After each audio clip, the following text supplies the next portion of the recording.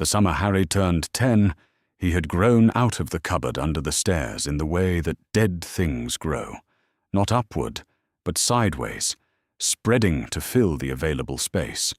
He had not grown much taller. The Dursleys had not encouraged that. But his elbows reached the walls on both sides when he lay flat, and in the dark he could catalogue every crack in the plaster by feel, every nail head, every patch where the paint was a slightly different temperature than the wood around it. He was 10 years old. He had lived in this house for 9 years. He knew which step on the staircase above his head creaked when Dudley jumped down it, which of the folded coats smelled of Petunia's hairspray, how long after the television clicked off he could expect the house to go quiet. He knew all the small geography of a life he had not chosen. He did not know his mother's middle name. He did not know what his parents had looked like. He did not know what they had said to each other in whatever last hour they'd had together, or whether they'd said anything at all. He thought about this sometimes, lying in the dark with his round glasses folded on top of the coat pile. Not with grief, exactly. You couldn't grieve what you'd never been given. More with a vague and persistent sense of a question that nobody had thought to answer. The knock, when it came, was nothing like the postman. The postman knocked twice, rapid and apologetic. This knock was 3 times, each blow spaced and deliberate, and it had a quality Harry couldn't name. Not loud, precisely, but confident in a way that suggested it was not accustomed to being ignored. He heard Vernon's chair scrape in the sitting room, heard his uncle's heavy tread cross the hall, the particular dragging quality that meant he was annoyed before he'd even reached the door. Harry pressed his ear against the cupboard door. "Yes," Vernon said. A pause. Then a voice Harry had never heard before, dry and precise, each word trimmed to its edges. "I am here on behalf of Gringotts Wizarding Bank. I require a private word with the minor heir residing at this address." The silence that followed was so complete that Harry could hear his own heartbeat. "I beg your... there's no..." Vernon's voice had gone a colour Harry couldn't see, but could perfectly imagine. "This is a private residence. You can't just... I am aware of what this is." The voice was very calm. "I am also aware that the minor heir to the Potter estate has resided in this dwelling for 9 years without any representative of Gringotts conducting a welfare inspection. This is now being corrected. You may choose to facilitate that process, or you may not. If you choose not, I will note in my report that access was refused, and the matter will proceed through the relevant oversight channels." Another silence. Longer this time.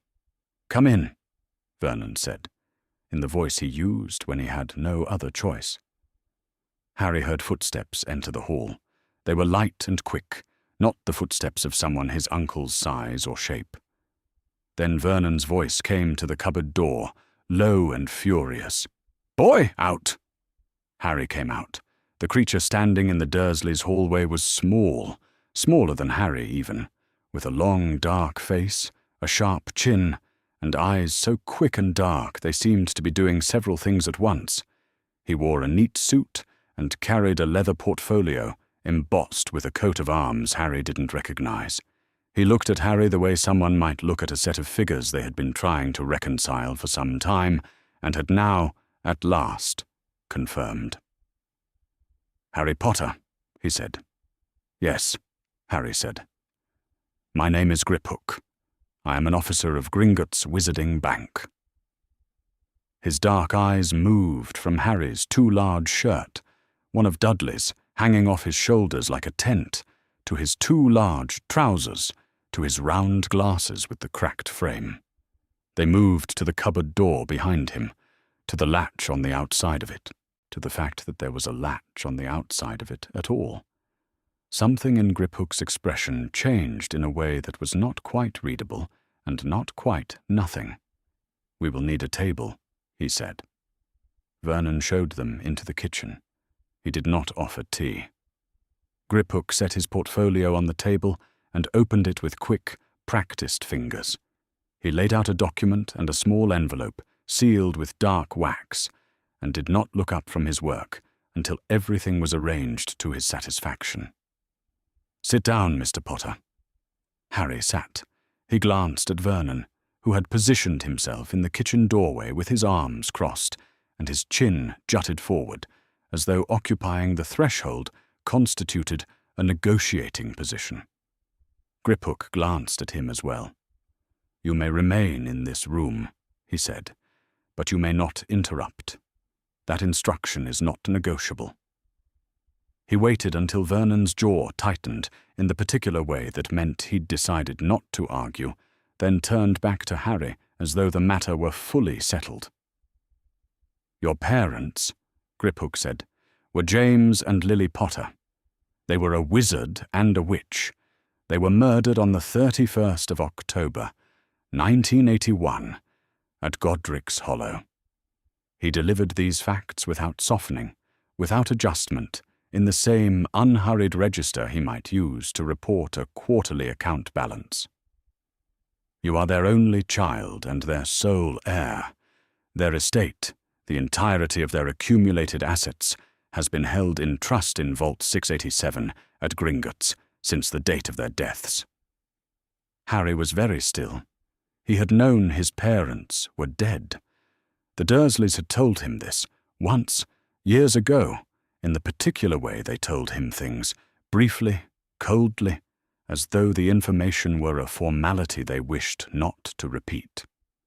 A car crash, they said.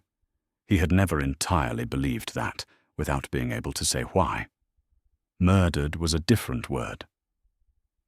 9 years, Griphook continued, during which time no guardian has presented the key, made any inquiry regarding the estate, or contacted Gringotts on your behalf in any capacity. He set his pen down. "Were you aware that this vault exists?" "No," Harry said. "No." Griphook made a note. "Were you aware that you are a wizard?" Harry looked at his hands. He thought about the school roof, the hair that grew back, the teacher who had found him standing on top of the building and never quite been able to explain how he got there, and who had not looked at him the same way after. He had a list, if he were honest, of things that had happened around him that could not be explained the way the Dursleys explained things. "I think so," he said. "Sort of." Griphook looked at him for a moment. Then he said, with the same flat precision as everything else, "And were you aware that the decision to place you in this household was made by a single individual, acting alone, without any proceeding before the Wizengamot, the governing judicial body of Wizarding Britain, and without any independent oversight whatsoever? That no court examined your circumstances, appointed any advocate to represent your interests, or reviewed the suitability of this placement at any point in the 9 years since?" Harry had not known any of that. He did not say so. He just looked at Griphook and waited.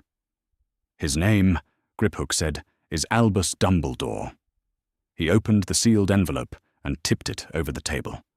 A small gold key fell out and lay between them, plain and slightly worn on one edge, the kind of object that would not draw a second glance in a drawer.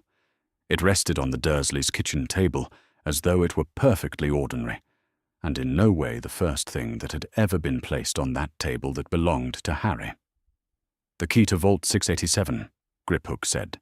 "It has not left Gringotts since November of 1981.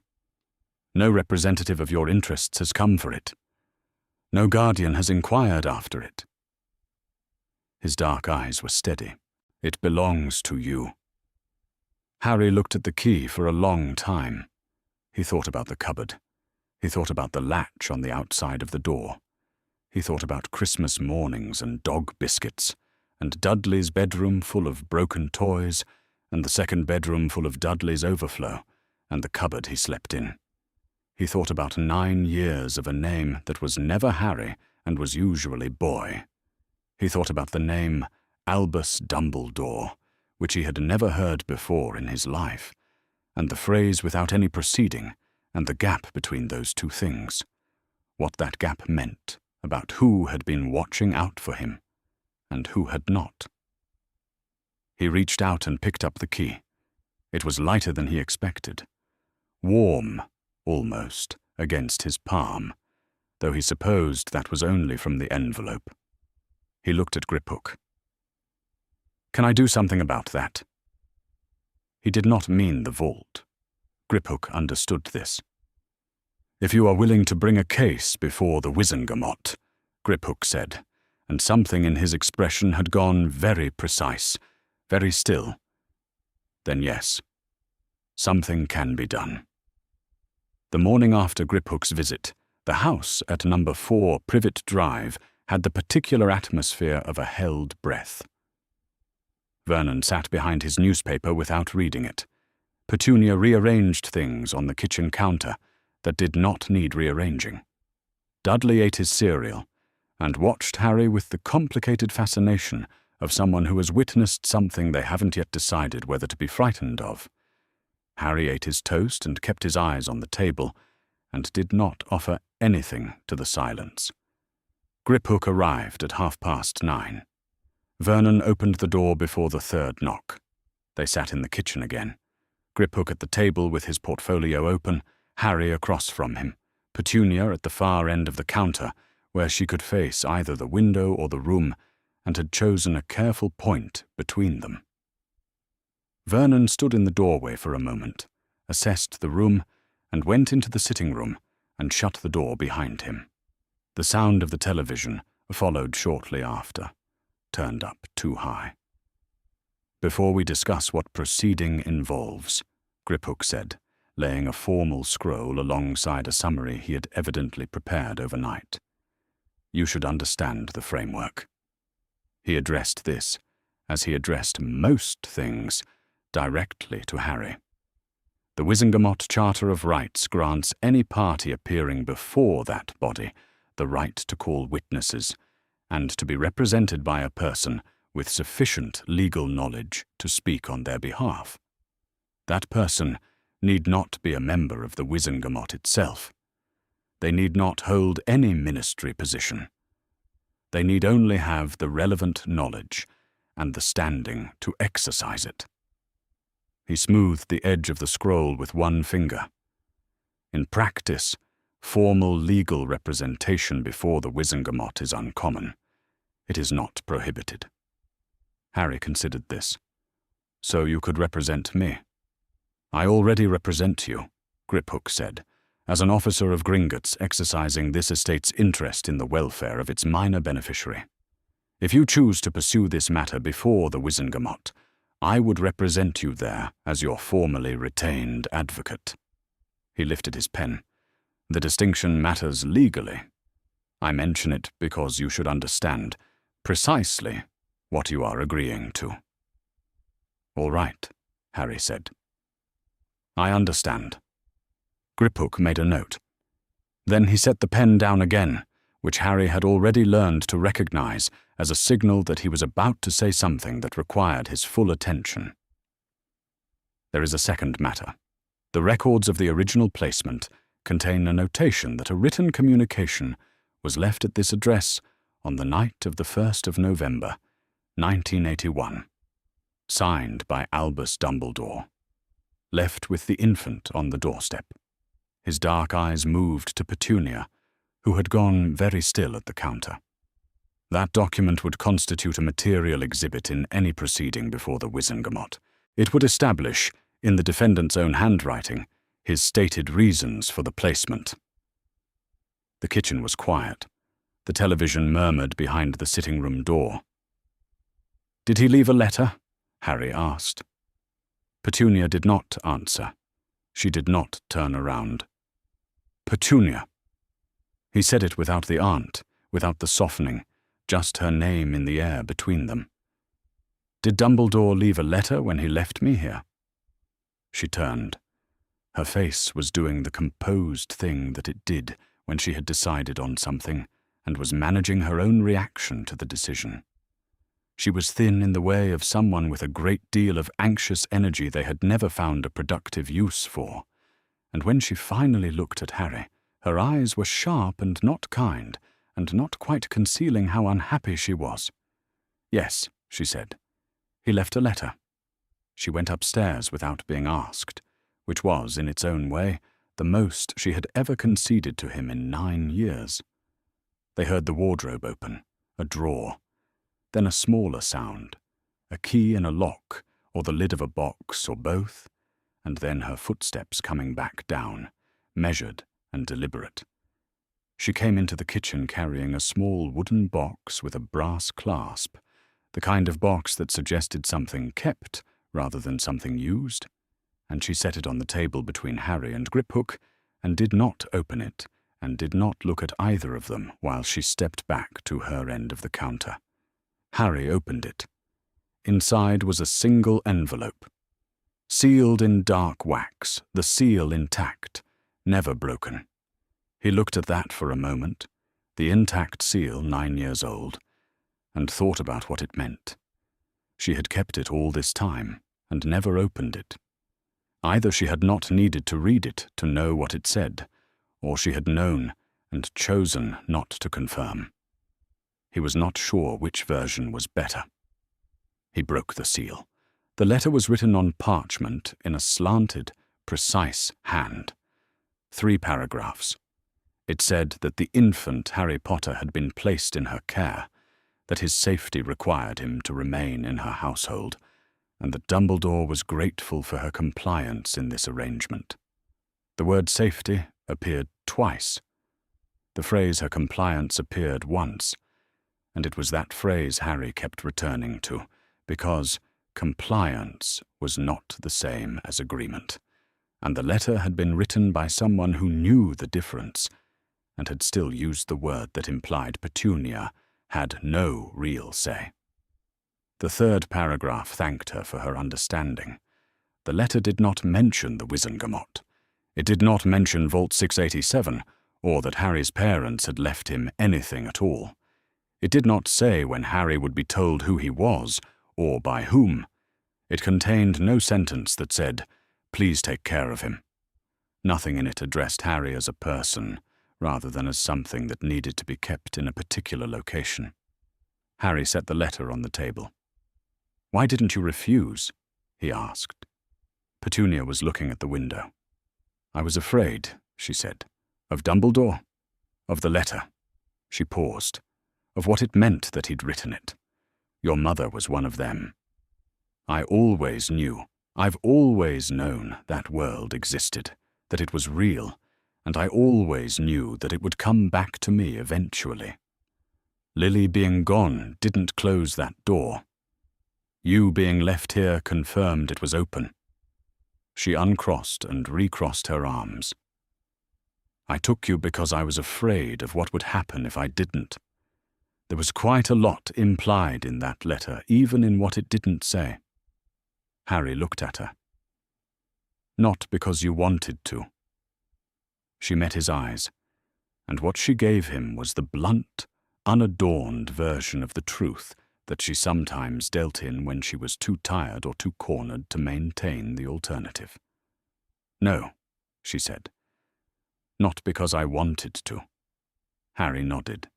He had already known this, not as a proved fact, but as the texture of 9 years of living with the same feeling. He was not surprised. He was something quieter than surprised, the particular state you arrive at when what you suspected is confirmed, and being right turns out to feel like nothing at all. He picked up the letter. He held it in his hands and looked at the word safety again, and then at her compliance, and then at the careful 3 paragraphs that had arranged his entire life without once pausing to ask what he might want or need or feel about any of it. And he thought, someone sat down and wrote this. Someone chose these words. Someone sealed this envelope and walked away and never wrote another. He held the letter out to Griphook. "File the suit," he said. Griphook took it with both hands, with the careful, two-handed grip of someone handling evidence rather than correspondence. His expression didn't change. He said nothing. No congratulation, no acknowledgement of the weight of the decision, nothing that suggested he considered this a moment requiring ceremony. He simply folded the letter along its original creases, slid it into a protective sleeve from the interior of his portfolio, and secured it. He fastened the clasp. He was, Harry thought, exactly the kind of person you wanted handling evidence. No sentiment, no drama, no possibility of mishandling anything through excessive feeling. Petunia had not moved from her end of the counter. "You will be called to give testimony," Griphook said to her. Not cruelly, not with any suggestion of threat, just a procedural matter being made clear. The Charter of Rights grants the plaintiff's advocate the right to call witnesses. You were present at the originating events and are named in the core document. He looked at her steadily. This is not a request. She looked at the wooden box on the table, now empty. I know, she said. Griphook nodded, gathered his portfolio, and let himself out.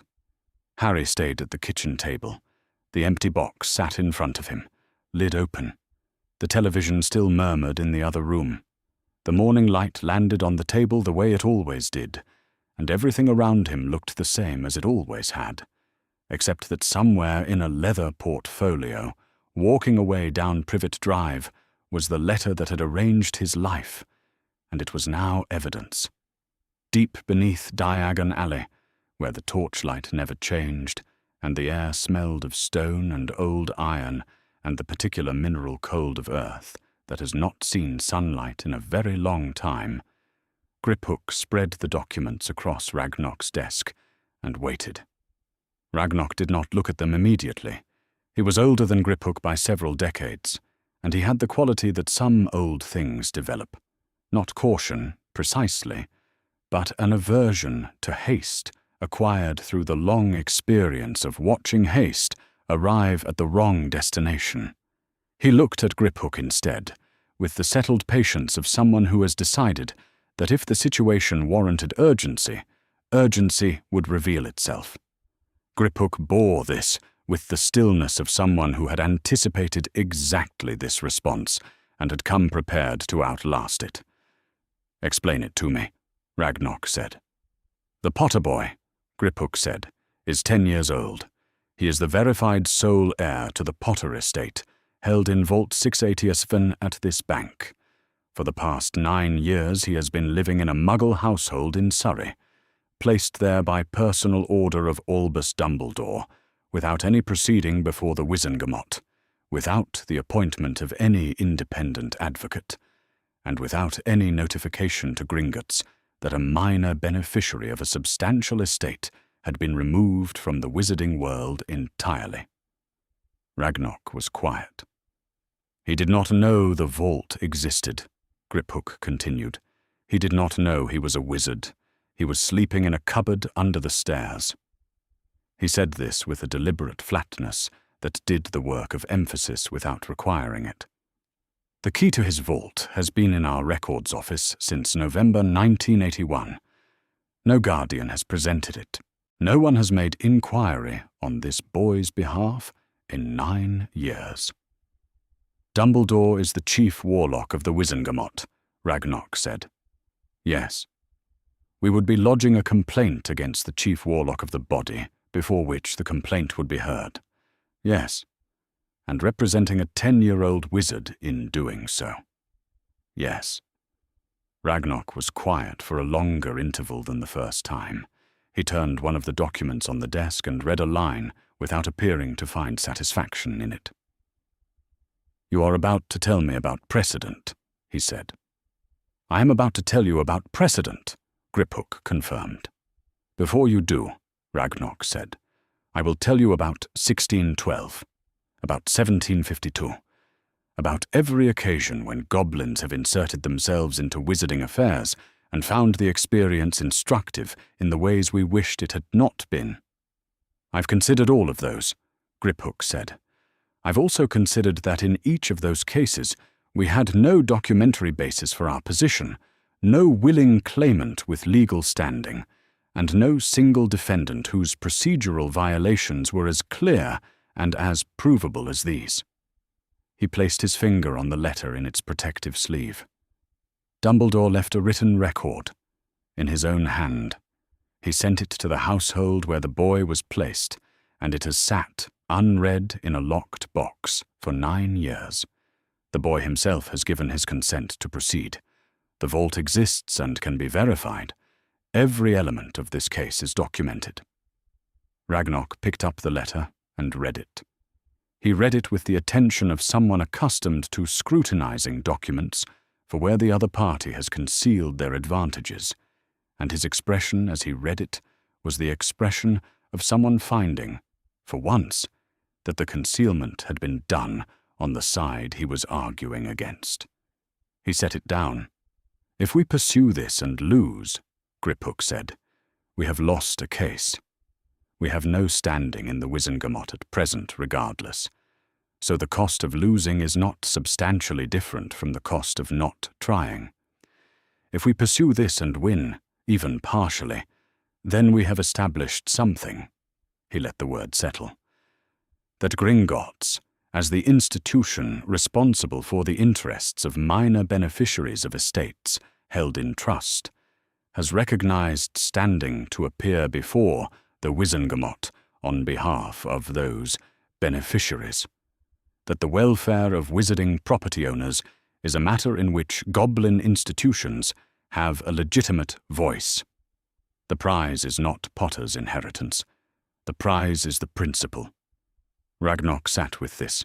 He arranged the document slightly, the way one arranges things when thinking rather than doing. The charges, he said. Enumerate them. 4. Griphook turned to the relevant page. First, placement of a magical minor with Muggle guardians without any Wizengamot hearing or independent oversight whatsoever. Second, conflict of interest. Dumbledore held the post of Chief Warlock of the Wizengamot while personally executing the placement, without recusing himself or seeking any independent authority. Third, denial of the minor heir's knowledge of and access to his legal inheritance for 9 years, in violation of any reasonable understanding of the obligations of guardianship. Fourth, living conditions constituting neglect. A cupboard under the stairs as the child's sleeping space for the majority of his residence, differential material treatment against the child at every level, and complete suppression of the child's wizarding identity during the critical period of his development. Ragnok considered the charge list. The fourth is weakest. Dumbledore will argue the placement was protective. The Wizengamot will want to give him room on the neglect question. The fourth is not meant to win. It is meant to ensure that when the chamber hears the first 3, the procedural failures, the conflict of interest, the denial of inheritance, they cannot hear them in the abstract. The fourth keeps a 10-year-old boy in the room. Ragnok was quiet for a moment longer. Then he said, "File it." The petition made its way to the Wizengamot Administration Services by mid-morning, a sub-office of the Department of Magical Law Enforcement, staffed by clerks whose primary relationship with drama was the administrative processing of it. The witch at the intake counter was experienced in the particular neutrality required of someone who handles other people's significant moments as routine work. She took Griphook's petition, verified the signatories and the filing fee and the form number, and stamped the intake record with the efficiency of someone who has stamped intake records several thousand times. She did, however, pause slightly longer than usual before she passed it to her supervisor. Her supervisor read the defendant's name and walked it directly to the head of the Department of Magical Law Enforcement. The document traveled 3 floors and 2 internal corridors in under an hour moving with the particular velocity of something that no one in the chain of transmission was comfortable being the person who held it. Amelia Bones read it once. Then she set it flat on her desk and took off her monocle, which she did when she needed to think rather than process, and held it between her fingers and looked for a while at the window and the ministry corridor beyond it. The corridor was doing what it always did, memos navigating past one another, clerks moving with somewhere to be, the general organized hum of a large institution with no particular awareness of what had just entered it. She put her monocle back on and read the petition again.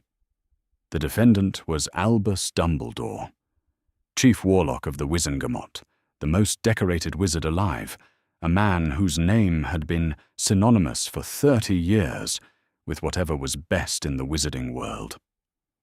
The plaintiff was a 10-year-old boy who had, according to the attached documentation, been sleeping in a cupboard under the stairs while the institution responsible for wizarding justice in Britain had not troubled itself to check.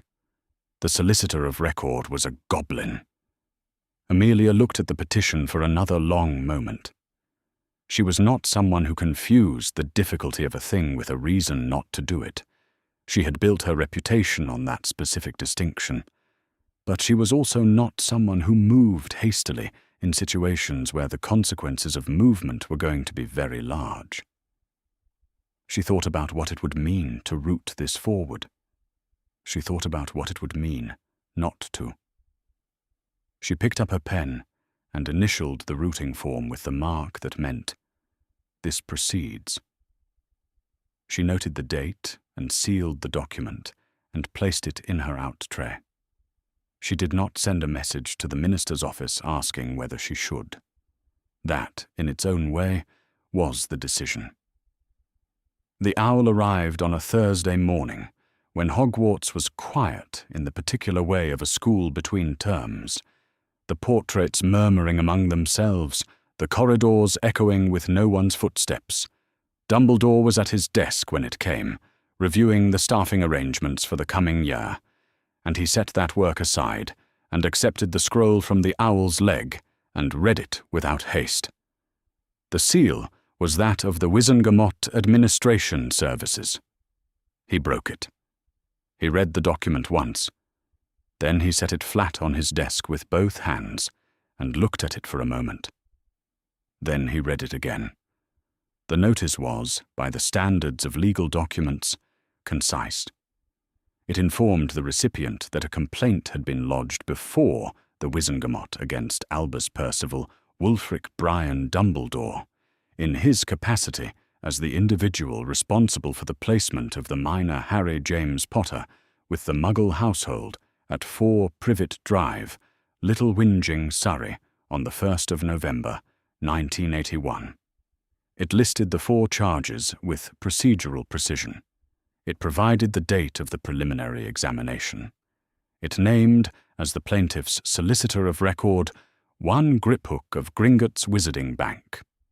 Dumbledore folded the document, set it in the center of his desk, and sat back.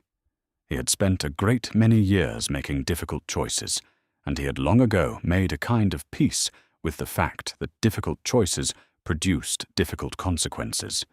He had placed Harry with the Dursleys because he had to, because the Blood Wards required it, because Voldemort had not been destroyed, but only dispersed, because the prophecy had not expired with its subject's defeat, and would not expire until the boy was either dead or capable of ending it himself. He had placed Harry there, and he had left the letter, and he had, for 9 years, been aware that the boy was alive, and not been aware, in any concrete sense, of what that life had actually looked like. This was the thought he sat with now. Not the complaint. The complaint he could answer had already begun composing the answer to in his mind, as he read, the Blood Wards and the prophecy, and the impossibility of the alternatives. That answer existed, and was, by a reasonable measure, sufficient. The other thought was harder to resolve. The other thought was the specific knowledge that right and just were not the same word, and that a man of his age and experience should know better than to conflate them. He put his half-moon spectacles on his desk beside the scroll and pressed his fingers to the bridge of his crooked nose. Outside his window, the grounds of Hogwarts stretched away in the summer morning, the lake very still, the sky very blue. It was a beautiful day at a school with no children in it, which had always seemed to him a particular kind of waste. He sent for McGonagall. She arrived in 12 minutes, which was slightly faster than he had expected, and settled into the chair across from his desk with the composure of someone who had been doing exactly what she was doing before the summons arrived and had not been flustered by the interruption. He handed her the notice. She read it once, to the bottom, and handed it back. "What do you think?" he said. She looked at him steadily from behind her square-framed spectacles. Her expression was the expression she used when she was being truthful and had decided not to adjust the truth for comfort. "I think I told you so," she said. "In 1981. I said the Dursleys were the worst sort of muggles imaginable, and that the boy would suffer for it, and that this was not the right decision. I said it clearly. I was right." She held his gaze. "I take no pleasure in that." "I know you don't," Dumbledore said.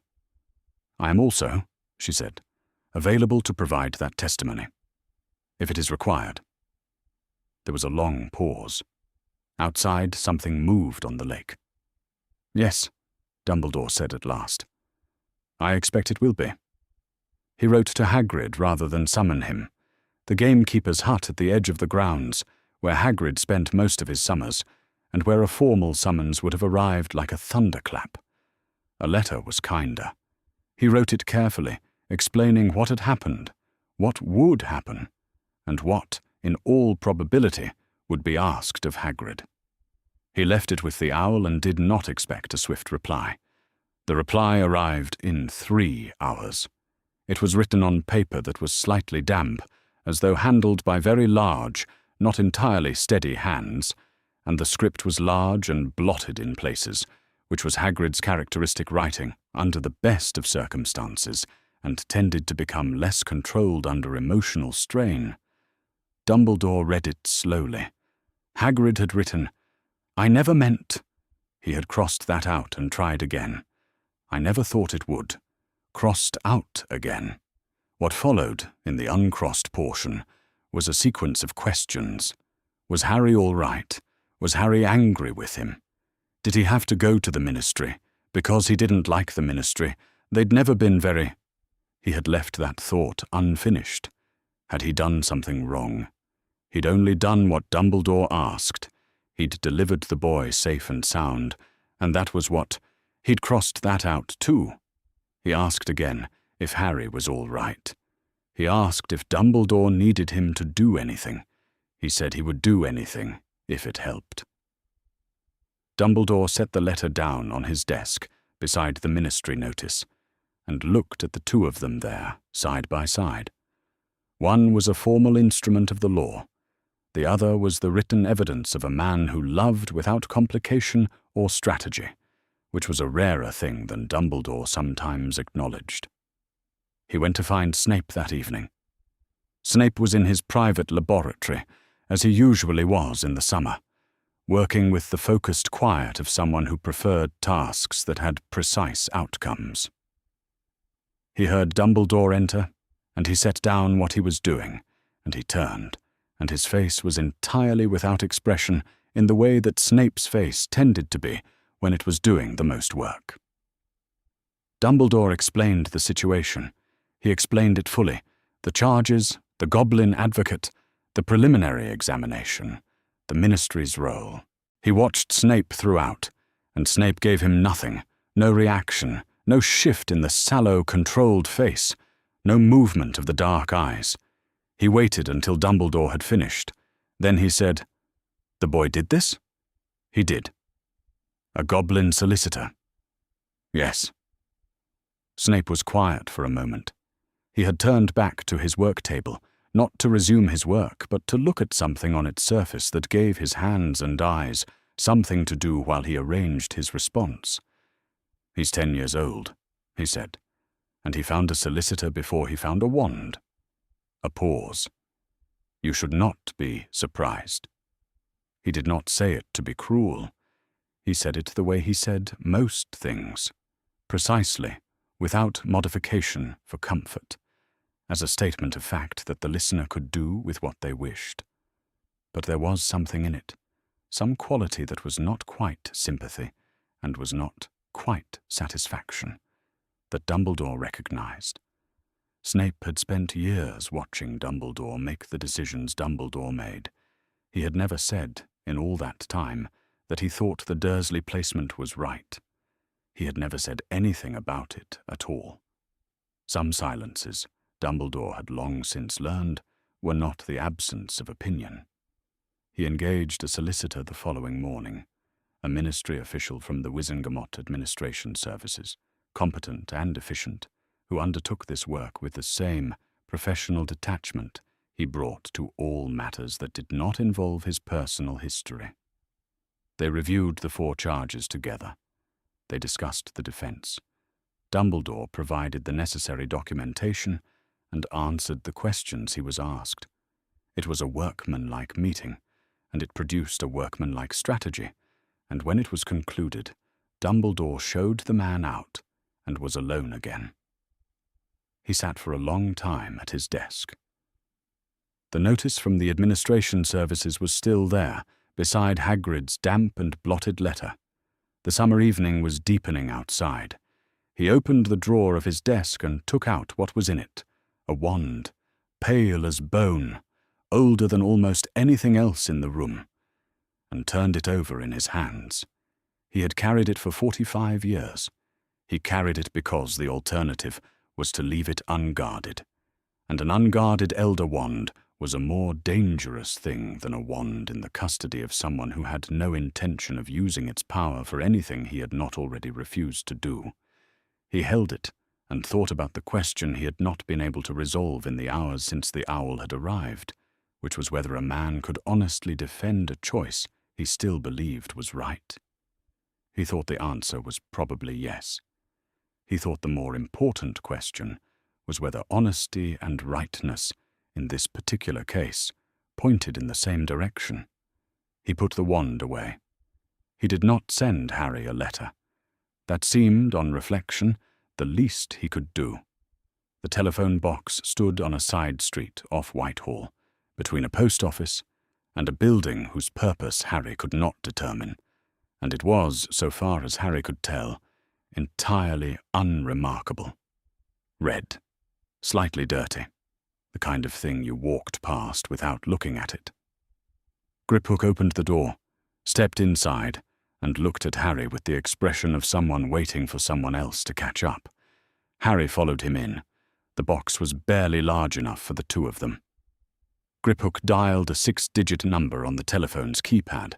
Harry watched his fingers and committed the sequence to memory, the way he committed most things that seemed worth knowing, and a cool female voice said, from somewhere he couldn't identify, that they were expected, and to please state their names and purpose.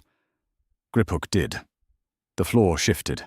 Harry had been in lifts before, at the supermarket on the high street, and this felt like a lift except that the box wasn't a lift and there was no lift shaft, and the street outside the dirty glass faded as they descended until there was no street, only stone passing at speed, and then light again, and the doors of the box opened onto a place that was not anything Harry had any reference for.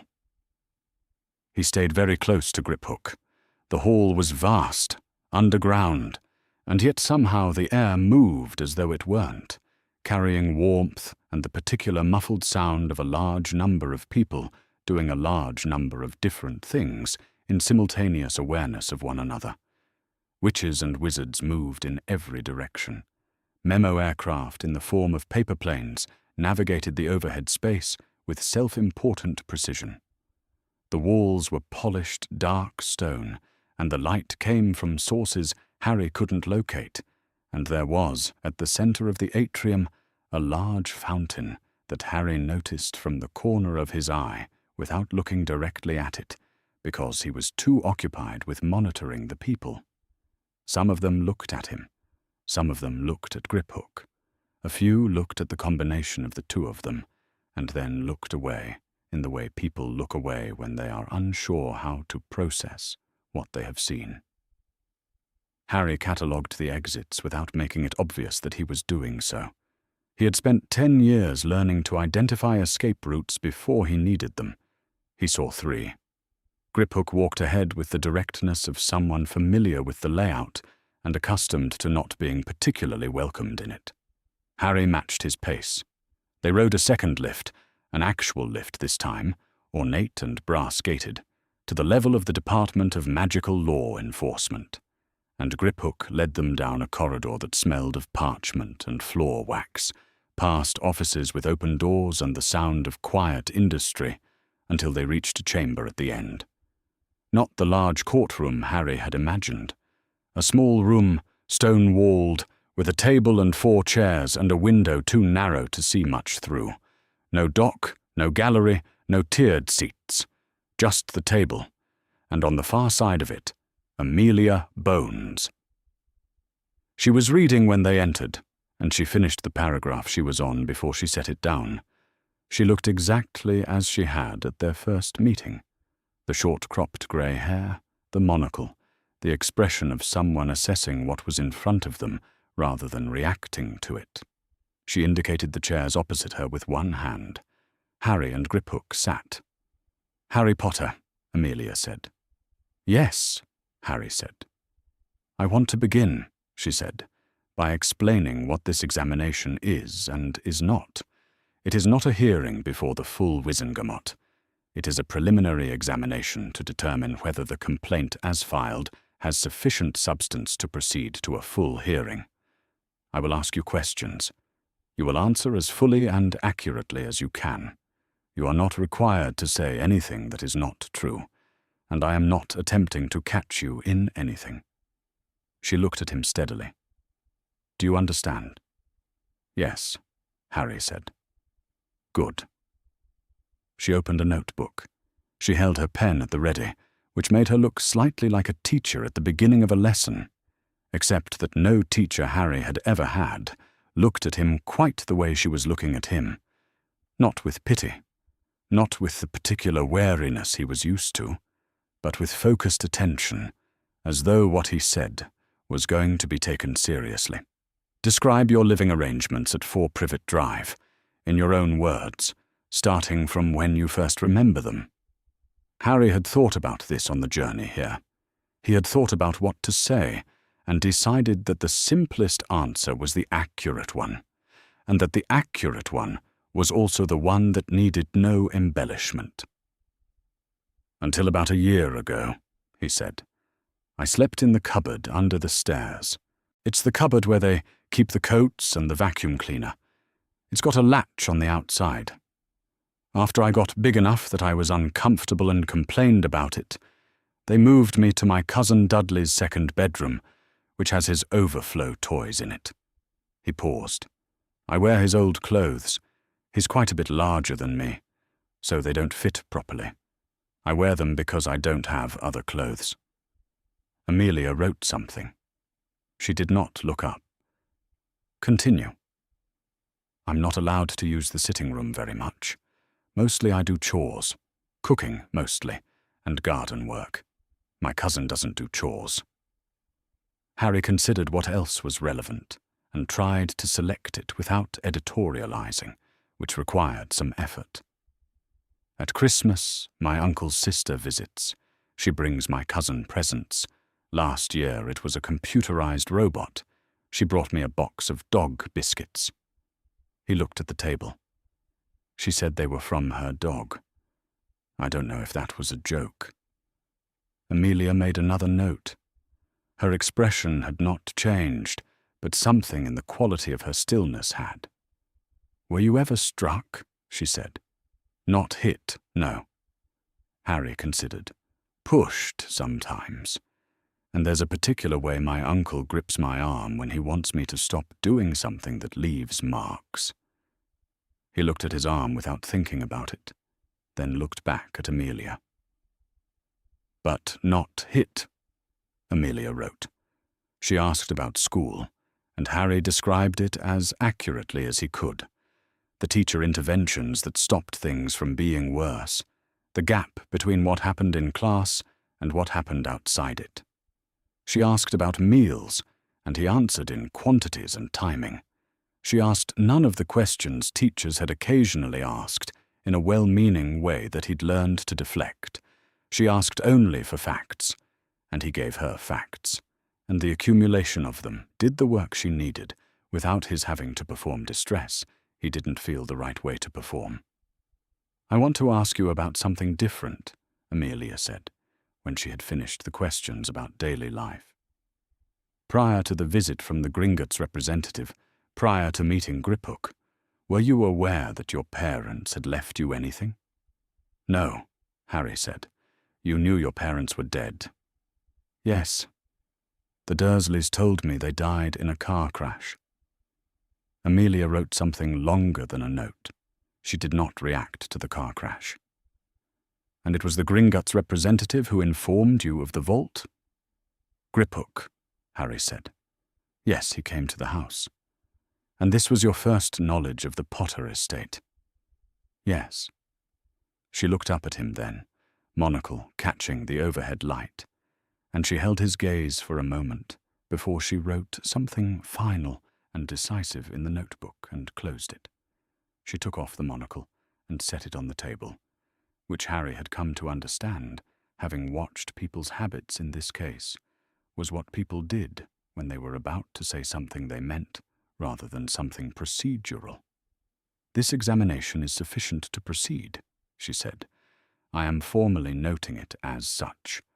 A date for the full hearing before the Wizengamot will be set, and you will be notified by owl within a fortnight." She put her monocle back on. She looked at Harry with a steady, not unkind regard. "You will have your hearing, Mr. Potter." Harry said, "Thank you." He meant to leave it there.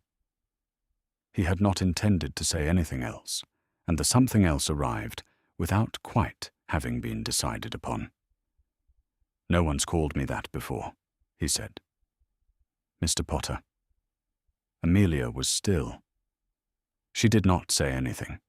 She did not perform surprise or sympathy, or the particular stricken look adults sometimes produced when they heard things about his life that surprised them.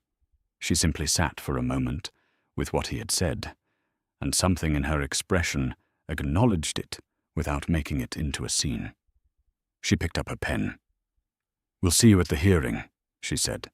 Griphook composed the plaintiff's witness list on a Thursday morning, working with the precision he brought to all documents that were going to matter. 4 names, each covering distinct ground: McGonagall for the placement decision and the objection made against it, Hagrid for the physical act of delivery, Petunia Dursley for 9 years of direct observation of the conditions, Harry himself. He signed the bottom and sent it to the Wizengamot Administration Services with a covering letter, citing the relevant provision of the Charter of Rights. The summonses would go out within the week. Minerva McGonagall was marking end-of-term examination papers when the owl arrived. Second-year transfiguration, 32 students' explanations of the principle of vanishment. She took the scroll from the owl's leg, broke the seal, and read it. Then she set it down. Then she picked it up and read it again. She was not surprised.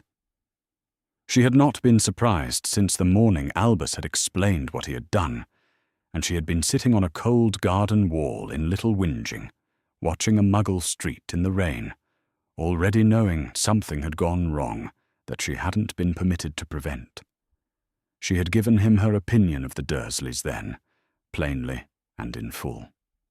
He had listened with the careful attention he brought to things he had already decided. She picked up her red pen and made a note in her calendar. She returned to the examinations, and she found, as she worked, that there was something in her chest that was not quite grief and not quite vindication, but occupied the space both things might have shared if they'd taken up residence together over 9 years.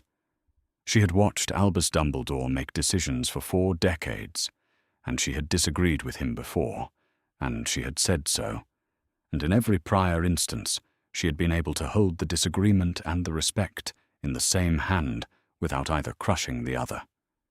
She was not sure she could do that now. She was not going to try to decide in advance.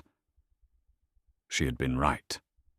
She was going to say so, to the Wizengamot or anyone else who asked, in the plain and unmodified terms that the situation warranted, and that she had been storing up, it turned out, longer than she'd realized.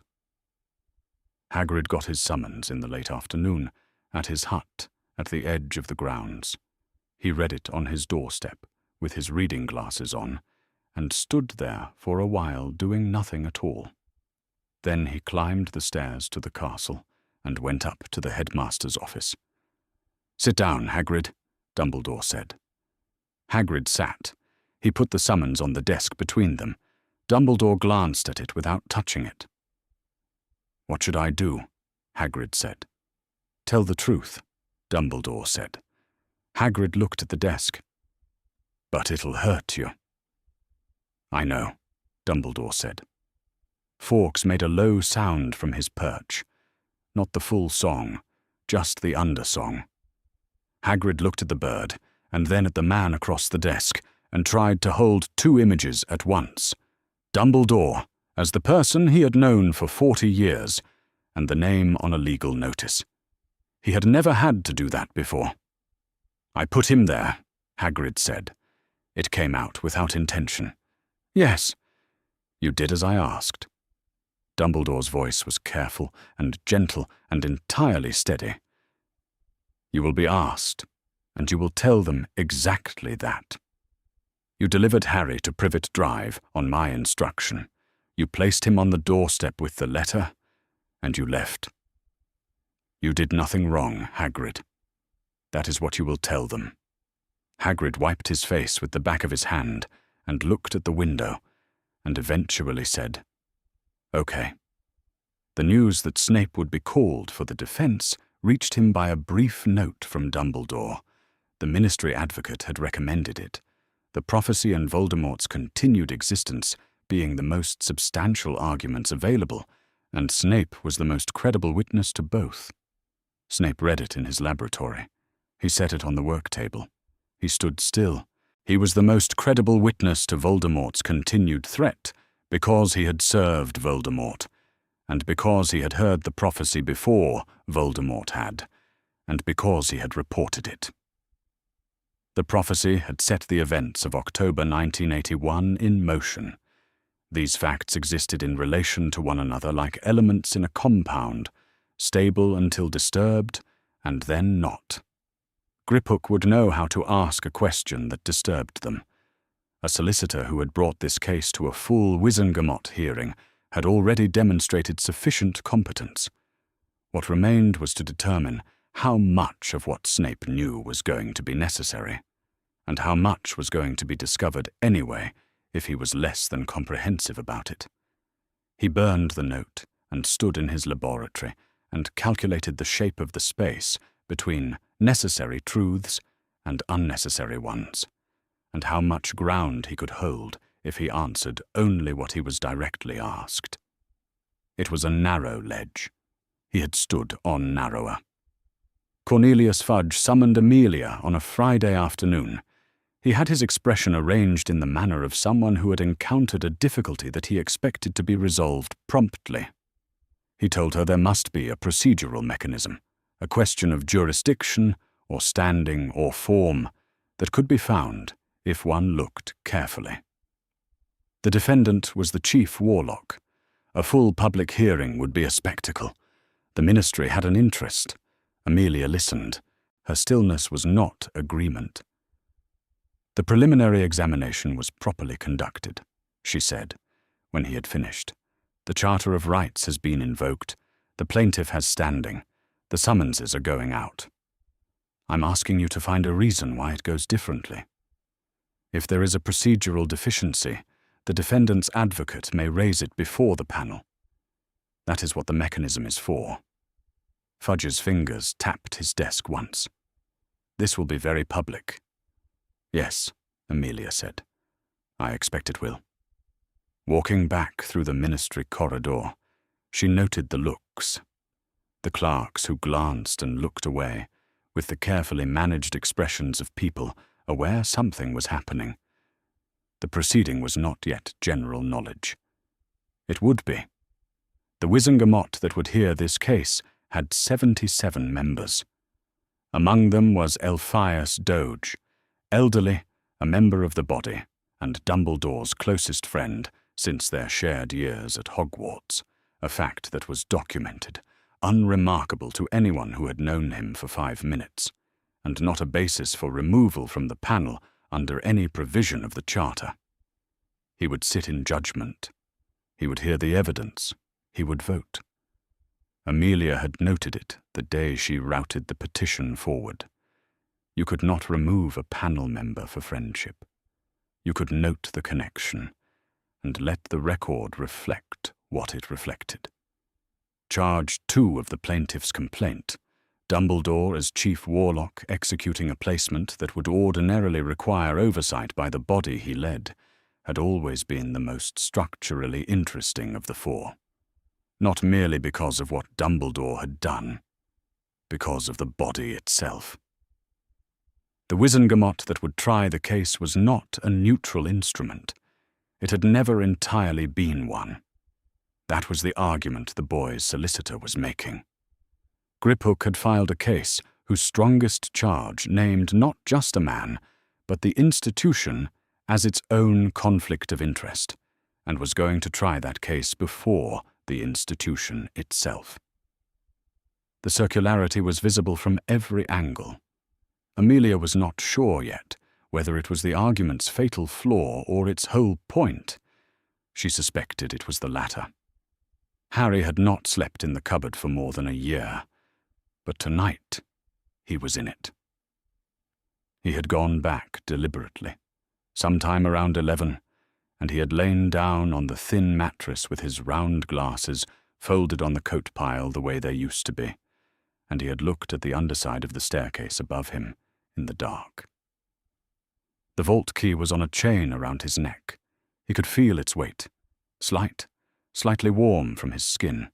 He held it in his fingers now, turning it over the way he turned most things when he was trying to think.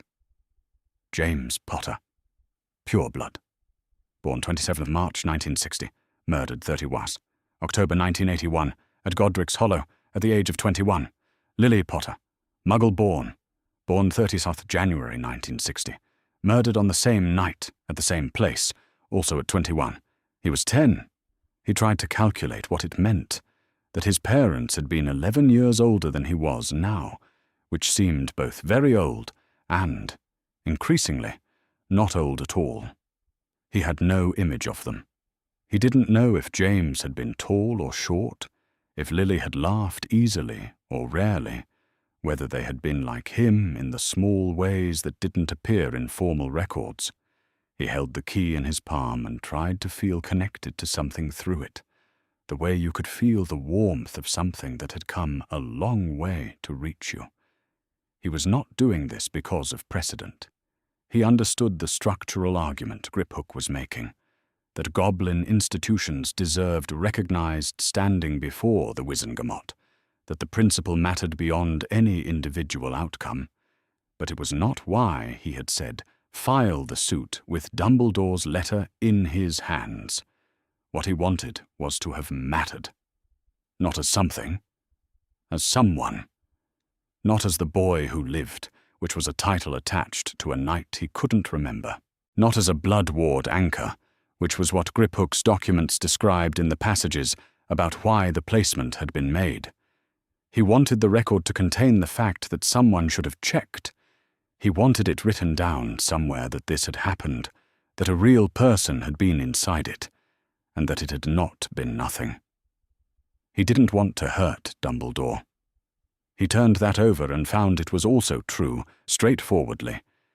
He held no feeling toward a man he had never met that resembled hatred, He lay in the cupboard and looked at the ceiling, the cracks, the nail heads, the patch of paint that was a slightly different color from the wood around it.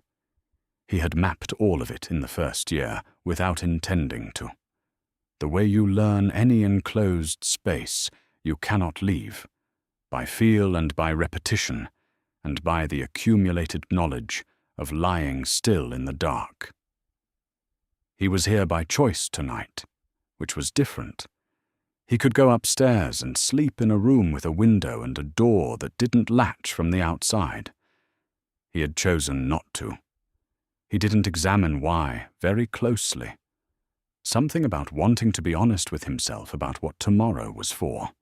He curled onto his side, key still warm against his palm, and waited for morning. At 1:30 in the headmaster's office at Hogwarts, Dumbledore sat at his desk, with the lights low and the castle silent, and the Elder Wand turning over in his hands. He was not working. He was holding the wand in the absent way some men hold a pen when they are thinking rather than writing. He was thinking about Ariana. She had been 14 years old in 1899. The summer everything came apart. She had been ill in the way their world had no good words for. Something had happened to her as a child, and what remained had been a person who could not always contain what was inside her. He had come home from Hogwarts that summer, full of his own certainties, and had met Gellert Grindelwald and had, for some weeks, been more occupied with his brilliant future than with his sister. Then there had been a three-way duel, himself and Aberforth and Grindelwald, 3 wands in a space too small, and Ariana had been killed by a curse that no one had been able to establish as any particular person's. He had carried her since, not always consciously, but she was there in the ledger he kept, the one he added to every time he placed something abstract above the specific person in the room. He did not know if he had been wrong about Harry. He knew he would make the same choices if placed in 1981 again with the same information. He had recently come to sit with the question of whether that meant he had been right or something more uncomfortable, that he was the kind of person who would always do what he believed was necessary and call it rightness after. The distinction had no clean resolution. He took out parchment. He wrote Harry's address at the top, and then he wrote the letter. Not the 3 careful paragraphs he had left on a doorstep 9 years ago, but something different. What he meant, without the procedural hedging, without the adjustments for comfort. The letter he should perhaps have written earlier, and had not, because there had always been a reason to wait. He folded it. He sealed it. He held it for a moment with the particular attention of someone doing something they had been putting off for a long time, and are now doing, and cannot pretend they are not. Then he placed it in the middle drawer of his desk, and closed the drawer. He sat for a while longer in the dark office, and then he put the wand away and went to bed. In the dungeons far below, Snape was at his bench at an hour when only the deeply purposeful or the sleepless were awake, doing the methodical work that did not require him to think. His private laboratory in the deep castle had the quality he had refined it for over years, the reliable precision of tasks with defined outcomes, the small mercy of things that asked only for accuracy. He was not thinking about tomorrow's hearing. He was thinking about the Hog's Head Inn in Hogsmeade on a night a decade ago, where he had stood in a poorly lit corridor and listened to words that the woman speaking them didn't understand, spoken through a voice not quite hers. He had understood them. He had left and carried them to the man he served, and that man had set everything after them in motion. The prophecy had not named Lily. He had not known it would reach her. He had also told himself this enough times to know that the telling was not the same as its being true in any sense that mattered. He would not tell the Wizengamot about the Hog's Head. He would not be asked, There was no witness who knew to ask, no thread in the public evidence that led there. He would answer what he was asked. Yes, Voldemort's threat had been real and continued. Yes, the protective placement had had genuine strategic logic. Yes, he had intelligence that supported it, all of it true. None of it opening the door he had kept closed. He had made his choice in that corridor, and then a different choice immediately after, and the second choice had consumed the decade since, covertly arranged so that when Harry Potter came into contact with the world that had shaped him, Snape would already have been ensuring the boy's survival in the ways available to him. Harry did not know this. Snape did not expect him to. Whether it was enough, he had looked at the question enough times to know he would not resolve it tonight. He had done specific damage and spent 10 years doing specific repair, and the ledger did not balance in the way of things that could balance.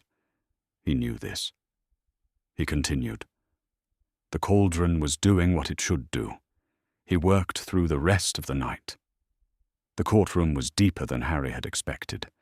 They had descended past the level where Amelia Bones's small office was, past the Department of Magical Law Enforcement entirely, down through corridors whose stone grew older and colder as they went, until the lift opened onto a short passage, and then the passage opened onto the chamber itself. It was semicircular, stone-walled, stone-floored, the ceiling high and the air cold enough that Harry could see his breath. Rows of tiered seats climbed the curved walls, and in those seats, roughly 50 witches and wizards in plum-colored robes with a silver W embroidered at the chest sat and looked at the door. The court scribe sat at a low desk at the chamber's perimeter. At the head of the semicircle, in the chair where the chief warlock usually sat, was Amelia Bones, short-cropped grey hair, monocle, the expression of someone who has prepared for exactly this and is now executing it. The room went quiet when Harry and Griphook walked in. Not gradually. It had been a low murmur when the door opened, the particular restless sound of a full chamber before a session begins, and then they appeared, and it simply stopped. 50 pairs of eyes. Harry had spent 10 years not being noticed, or not being noticed in the right ways, and this was different from either. This was a stillness that had a specific quality. Surprise, or the readjustment of expectation, or the particular silence of people who had read the words 10-year-old boy in the documentation, and had not, until this moment, pictured what that meant. Griphook walked ahead with the same directness he always had. Harry followed, and he did not look at the gallery, or the tiered seats, or any of the plum-colored robes, because there was one position in the chamber he had identified from the doorway, and he was calculating how long he could wait before he had to look at it directly. The defendant's position was at the room's center, facing the presiding chair. The man standing in it had silver hair and a silver beard and half-moon spectacles, and a crooked nose that had been broken at some point and healed at an angle, and he was more than a century old and looked every year of it today. He was very still. His hands were clasped in front of him. Harry looked at him. Dumbledore looked back. There was a pause that lasted no longer than 3 seconds and felt considerably longer. They had never spoken. Harry knew his name and the shape of what he had done.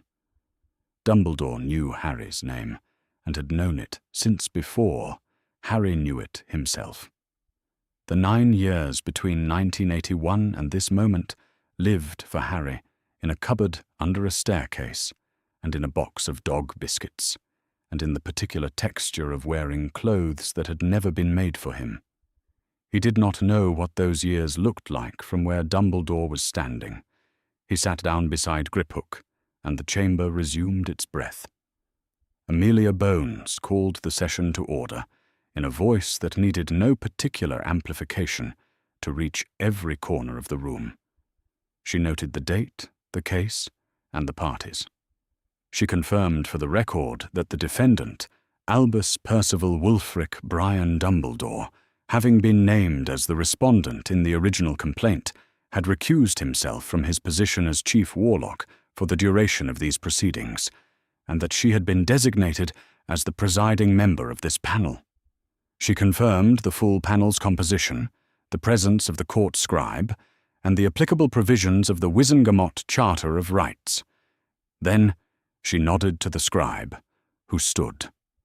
The 4 charges took less time to read than Harry expected. The scribe read them in a flat, procedural voice that stripped them of everything except their content. First, the placement of the magical minor, Harry James Potter, with a Muggle household without any proceeding before the Wizengamot, without the appointment of any independent advocate, and without independent oversight of any kind. Second, that the individual responsible for said placement, Albus Dumbledore, held at the time the position of Chief Warlock of the Wizengamot, constituting a conflict of interest in that no independent judicial authority had been consulted, and the defendant himself held authority over the body that might otherwise have provided oversight. Third, that Harry James Potter, as the sole surviving heir to the Potter estate held in Vault 687 at Gringotts Wizarding Bank, had been denied knowledge of and access to that inheritance for 9 years, constituting a failure of any reasonable duty of guardianship. Fourth, that the living conditions at 4 Privet Drive, Little Whinging, Surrey, constituted neglect by any reasonable standard applicable to the care of a minor. The scribe sat. The chamber was quiet.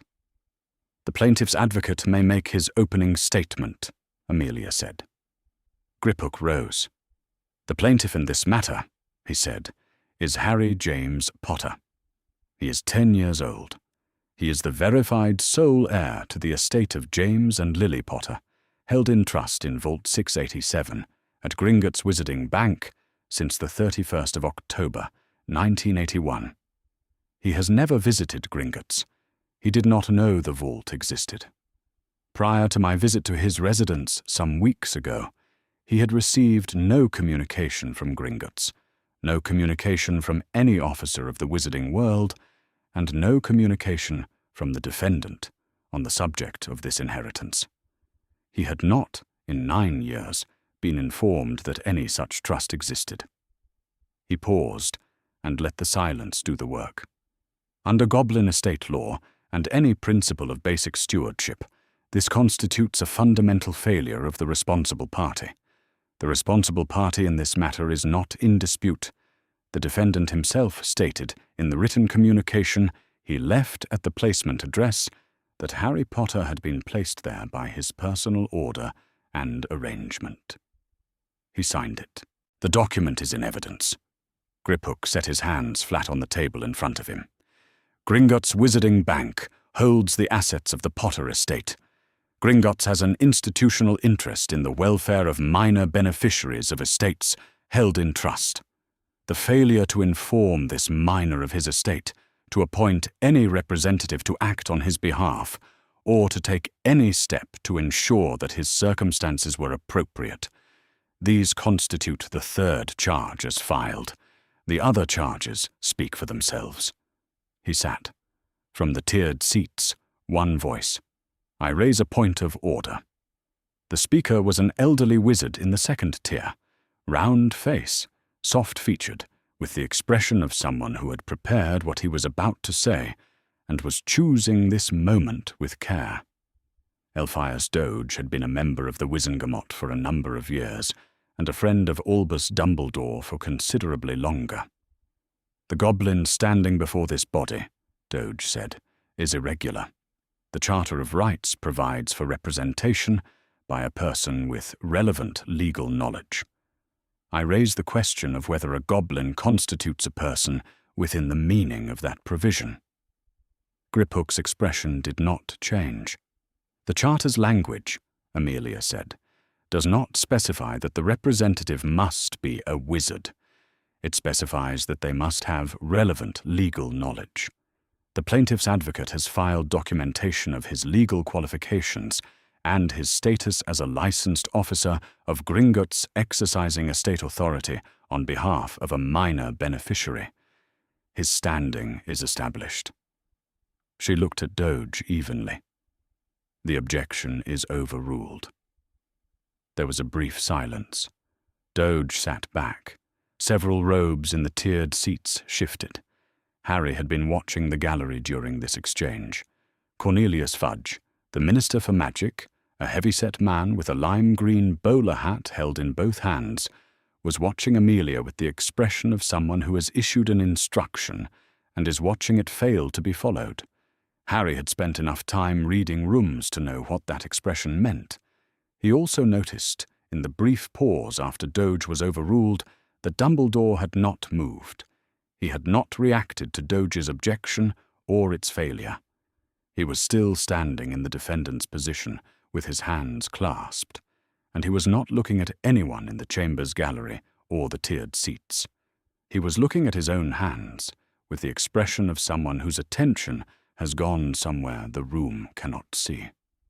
Amelia Bones called the first witness for the plaintiff. The gallery noise, which had begun to rise again during the Doge exchange, dropped back. At the far end of the chamber, a door opened, and Rubeus Hagrid, enormous, bearded, wearing his moleskin overcoat in a room that was cold enough to warrant it, ducked through the frame and walked toward the witness position with the deliberateness of someone who is doing something that is costing them considerably and has decided to do it anyway. He did not look at Dumbledore. He sat down, folded his enormous hands, and looked at Amelia Bones. The hearing had begun. Hagrid confirmed it all. He sat in the witness position with his enormous hands folded on the table, a table that had been sized for ordinary witnesses and was visibly insufficient, and he answered Griphook's questions in a voice that was trying to be steady and occasionally succeeding. His bushy black beard was damp. He had not looked at Dumbledore. Yes, he said. He had collected baby Harry from the ruins at Godric's Hollow on the night of the 31st of October, 1981. He had borrowed a flying motorcycle from a friend to transport the infant to Surrey. He had arrived at Privet Drive in the early morning hours of the 1st of November. Professor McGonagall had been there. Then Dumbledore had arrived, and Dumbledore had taken Harry from him and placed the baby on the doorstep with a letter, and they had left. In your own words, Griphook said, describe the decision to leave Harry Potter on the Privet Drive doorstep. Whose decision was it? Dumbledore's, Hagrid said. He had a plan for the boy. I knew that. He said it were the safest place for Harry, and I believed him. Did you raise any objection? No, Hagrid swallowed. I trusted Dumbledore's judgment. I always have. He looked at his hands, then up at the tiered seats, then back at his hands. The chamber was very quiet. I'd trust Dumbledore with my life, he said. The past tense was not available to him. He used the present tense and then sat with what that meant. But maybe that weren't the same as it being right. The silence held for a moment. Then Griphook said he had no further questions. Dumbledore's advocate declined to cross-examine. McGonagall came in the way she did most things, directly and at pace, settling into the witness position with the composure of someone who had prepared what she was going to say and had no intention of deviating from it. She looked at Griphook. She did not look at Dumbledore, not because she was avoiding it, but because it was not relevant to her testimony, and she had decided before she entered the room what was and was not relevant. She described the 1st of November, 1981, with the methodical precision of a woman who had filed it in the part of her memory reserved for things she would one day be required to account for. She had spent the day in Privet Drive in her animagus form. She had watched the family at number 4. She had heard rumors of what had happened the night before, and had not believed them until she had no choice. "What were your impressions of the Dursley household?" Griphook asked. "I told Dumbledore my impressions directly when he arrived," McGonagall said. "I told him that Petunia Dursley was Lily Potter's sister, but that the resemblance ended there. I told him these people were the worst sort of muggles imaginable. Those were my exact words, and I chose them with care. I told him that the boy's scar would be noticed, that he would grow up knowing who he was in the worst possible way. I told him that this was not the right placement." And Dumbledore's response? "He overruled me." She said it without inflection, in the tone of someone reporting a fact that is now in evidence, and no longer requires her to perform emotion about it. "He said he had his reasons. He did not enumerate them. After that exchange," Griphook said, "did you raise the matter again? Did you file a complaint with any oversight body, request a review, contact Gringotts, or take any other step to ensure the placement was reviewed?" A brief pause. "No." "Why not?" McGonagall looked at the table for a moment. When she looked up, what was in her face was not distress, but something of more practical weight. The expression of a precise person, accounting honestly for an imprecision. "Because I trusted him," she said. "I disagreed with this decision. I made my disagreement clear. And then I trusted his judgment over my own, as I had done for many years, and I did not pursue the matter." She sat very straight. "I should not have. I have lived with that for 9 years. Griphook said he had no further questions. Dumbledore's advocate declined to cross-examine. Petunia Dursley did not look at anyone when she was brought in. She looked at the stone floor, then at the table, then at a fixed point on the wall, just to the left of the presiding chair. She was thin and very pale, and she held her hands tightly together in front of her in a way that suggested she had decided, before entering the room, that they would not be permitted to do anything else.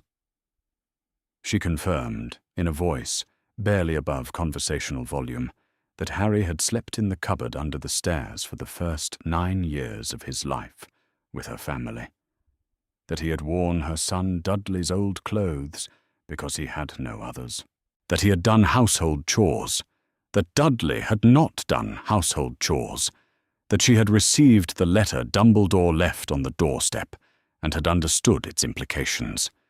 "You understood," Griphook said, "that Harry Potter was a wizard. Yes. You understood he was famous in the wizarding world. Yes." Her voice was flat and careful. "And you understood, from the letter, that his placement was Albus Dumbledore's personal arrangement. Yes. Why did you accept him into your household?" Petunia was quiet for a moment. "Because the letter made clear I was expected to," she said. "I understood there were things the letter implied, even in what it didn't say." On cross-examination, Dumbledore's advocate established that Petunia was Lily Potter's older sister, that she had never sent any communication to any wizarding authority about Harry's conditions, and that she had not refused to take Harry because she believed she had no choice. She confirmed all of it. She left without looking at anything on her way out. Then Griphook said, "The plaintiff calls Harry Potter." Harry had been aware of the chamber around him throughout the testimony. 50 plum-coloured robes in the tiered seats, the particular stillness of people listening carefully. He had watched each witness enter and speak and leave. Now he stood and walked to the centre of the chamber.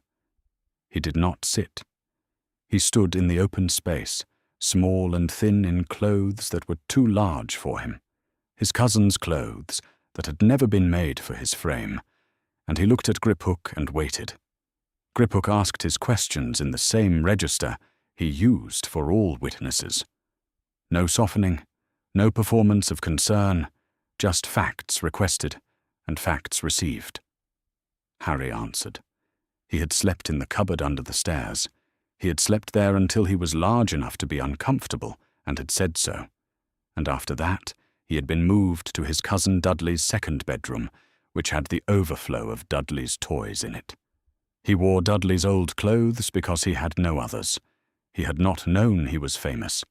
He had not known he was a wizard, not in any confirmed sense.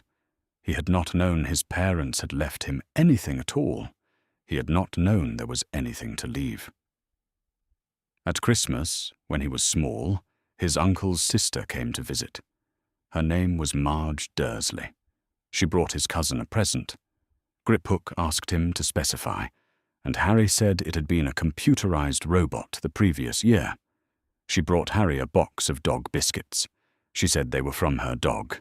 He looked out at the chamber when he said it. He was not performing anything. He said it the way he said all of it, in the same register, as a fact. Because it was a fact, and facts were what had been asked of him. He did not know what he expected from the chamber. What the chamber gave him was not what he had thought. There was no collective inhalation, no sound at all. What happened was that approximately 50 witches and wizards in plum-coloured robes sat, and the sitting had a quality he had not seen before, the quality of people who have just understood something they cannot now ununderstand, and are adjusting their internal accounting accordingly. The dog biscuits were not the worst of it. He knew that. But they were the most specific, and specificity, he was beginning to understand, was what turned abstraction into weight. Griphook said he had no further questions. Dumbledore's advocate declined to cross-examine. Harry returned to his seat. When he sat, he was aware, without looking, that Dumbledore had shifted slightly at his position across the chamber. He did not look to confirm it. Griphook rose. "The plaintiff's case is closed," he said. "I will note, for the record, one observation." He did not consult his notes. Harry Potter is 10 years old. He has been asked, by the wizarding world's broad consent, to carry a famous name, a famous scar, and a future he does not yet fully understand. He has carried all of this while sleeping in a cupboard. He looked at the presiding chair, and then at the tiered seats. In 9 years, no one in this chamber saw fit to check whether he was eating properly. He sat. Amelia Bones called a brief recess. The defense rested on 3 pillars, and the first changed the air in the chamber. Dumbledore's advocate rose after the recess and said that the defendant did not dispute the facts as the plaintiff had presented them. What he would establish was that the defendant had acted under circumstances of such urgency and consequence that the procedural omissions, while real, were the lesser of the available failures. The first pillar, Voldemort. The defendant had confirmed through reliable intelligence that Lord Voldemort was not destroyed on the 31st of October, 1981. He existed in 1981 and as of 1990 as a disembodied remnant, weakened, without physical form, but not gone. The threat would return. And Harry Potter, according to a confirmed prophecy lodged with the Department of Mysteries, was the only person with the specific power necessary to end it. There was a shift in the chamber when the advocate said, "confirmed prophecy." Not a sound, but an absence of one. 50 people adjusting to new information. Harry heard the word, and something registered in the way things register when a fact arrives that you don't yet have the context to place, but know you will need. The second pillar. The blood wards. The protection Lily Potter had created through her sacrifice was anchored to the blood of her surviving sister. As long as Harry lived in Petunia Dursley's house and could call it home, that protection held. No other location provided equivalent shielding. Removing Harry from that household broke the ward. There was no alternative that preserved it. The third pillar. There had been no available guardian. The only person legally designated as Harry Potter's alternate guardian was Sirius Black. Sirius Black had been imprisoned on the night of the 1st of November, 1981. With the designated guardian unavailable, the defendant had been left with no choice but to act unilaterally. Griphook rose before the advocate had fully resumed his seat. "One question," he said. Before the defendant chose the Dursley household as the placement, was Sirius Black given a trial? The advocate paused. The pause was brief, a professional pause, the kind that happens when a question arrives from a direction you were watching but had not seen the specific projectile coming from. "The matter of Sirius Black's imprisonment," the advocate began, "is separate from—" "I will rephrase," Griphook said. "Has Sirius Black ever been given a trial?" The chamber was very still. It was a different stillness from the one that had followed the prophecy announcement, that had been the stillness of adjustment. This was the stillness of a question that cannot be answered in a way that helps the person being asked. The advocate said that the question of Sirius Black's legal proceedings was outside the scope of the current matter, and he would not be addressing it further. Griphook sat. He did not press it. He did not need to. In the second tier of the witness seats, Bartemius Crouch sat with his expression carefully arranged. He had been the head of the Department of Magical Law Enforcement in 1981. He had sent Sirius Black to Azkaban. No one needed to say that aloud. The question had entered the room and was doing its own work. He looked at the presiding chair with the focused attention of someone who has identified the safest point in the room for his eyes. Amelia called the defense's first witness. Snape crossed the chamber to the witness position with the economical motion of someone who moves in ways that do not invite attention. He sat. He folded his hands. He looked at the advocate. He confirmed, in the precise and carefully calibrated language he had decided on beforehand, that Voldemort's survival was real. He had intelligence on this. Sources and methods he was not prepared to enumerate in open session, but the conclusion was not in doubt. The Dark Lord existed as a disembodied remnant, weakened and without physical form, but capable of being restored. The Blood Ward protection was, in his understanding, the strongest available defensive magic for a child against Voldemort's agents and against any future attempt at restoration. He gave this testimony in the tone of someone delivering a technical assessment and not a personal position, which was the tone he had decided on. Griphook waited for the advocate to finish and then rose. "Professor Snape," he said, "you have described detailed knowledge of the prophecy's contents. How did you come to possess that knowledge?" "Through channels," Snape said, "that I am not prepared to disclose in open session." "Was this knowledge given to you by the defendant?" "I am not prepared to answer that question." Griphook looked at him for a moment. "Is the honest answer to that question yes or no?" "I am not prepared to answer that question," Snape said. Griphook turned to the presiding chair. Amelia Bones noted the non-answer for the record, her pen moving in the precise notation of someone who has heard non-answers before and understands what they mean. She did not order further compulsion. No application for veritaserum had been made by either party, and she did not suggest one. She looked at Griphook. He said he had no further questions. Snape returned to his seat. The evasion was visible, and he had calculated before entering this room that visible evasion was preferable to the alternative.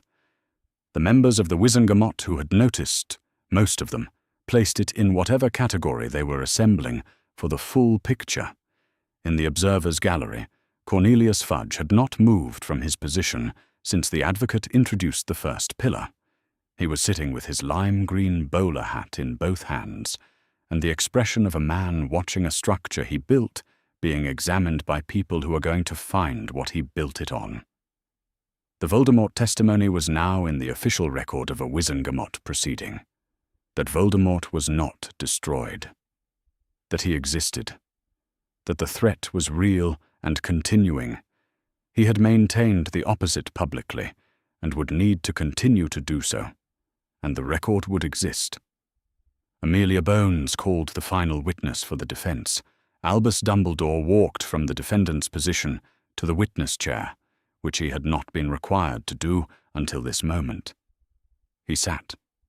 He looked at his advocate, who rose and asked him one question. Did he stand by the defense as presented? "I do not," Dumbledore said, "wish to proceed through my advocate." There was a pause. His advocate sat. Dumbledore looked at the presiding chair, and then at the Wizengamot members in the tiered seats, and then, briefly, in a way the chamber registered as significant, at Harry. He said, "I will not dispute what the plaintiff's witnesses have said. I will not dispute the charges as filed. What I can offer is the interior of the decision, what I knew, what I believed, and what I concluded from it." He said that in November 1981, he had had hours.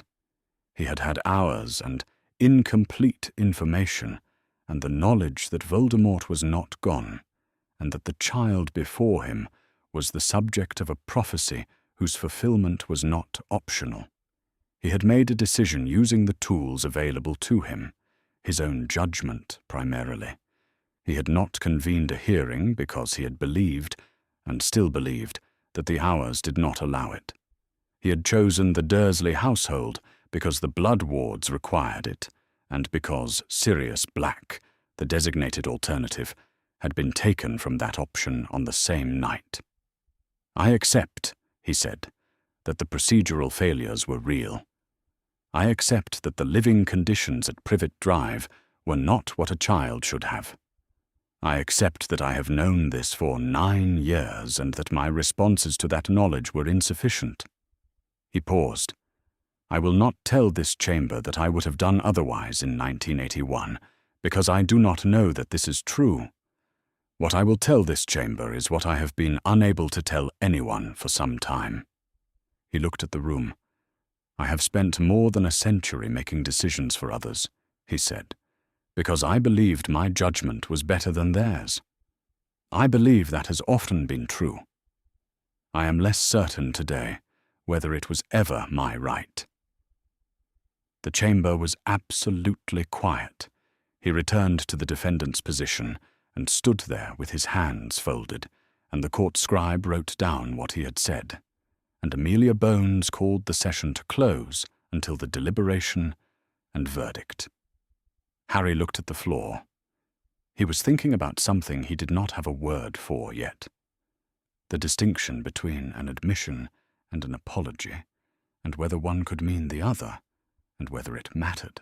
The corridor outside the chamber was stone, like everything else at this depth, and cold in the way of places that had never been warm. Harry and Griphook sat on a bench along the wall while the Wizengamot deliberated.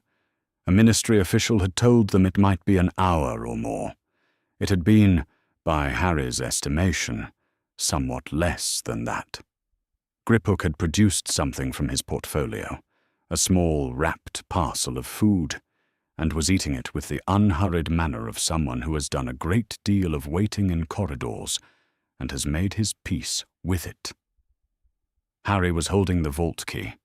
He had taken it off the chain and was turning it over in his fingers, which he did when he was trying not to think too hard about something. "Do you think we'll win?" he said. Griphook considered the question with the same attention he gave all questions, which was more attention than most people gave to most things. "The first 3 charges are well documented," he said. "The 4th will be closer." "That's not what I asked." Griphook looked at him for a moment. "We have already won what I came for," he said. Harry looked at him. He thought he understood what Griphook meant.